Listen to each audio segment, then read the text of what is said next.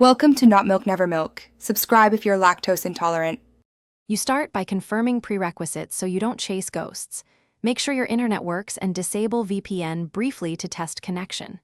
Next, verify the exact account name, email address, incoming/outgoing server host names and ports. Incorrect characters break auth. Also check Outlook and OS updates because outdated clients can fail modern authentication. Once those checks are complete, open Outlook and try a manual send/receive to capture the specific error message you'll use in the next diagnostic steps. Now address authentication and protocol issues. Remove any stored Outlook credentials in Windows Credential Manager so Outlook prompts fresh.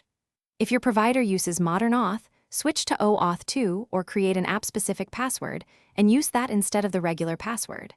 Confirm protocol. Test IMAP or POP for incoming and SMTP for outgoing on TLS/SSL ports, e.g. 993, 995, 465, 587. Once done, restart Outlook and monitor the connection log to see which step resolved or exposed the next issue. Finish by isolating profile or add a clean Outlook profile. This often clears corrupt settings. If that doesn't work, run Quick Repair or Online Repair for Office, or start Outlook in safe mode to rule out add-ins. Make sure to re-add the account using tested settings and confirm mail flow.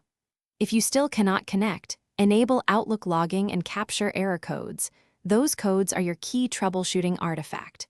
When you have them, you can look up targeted fixes or share them with support for a precise resolution.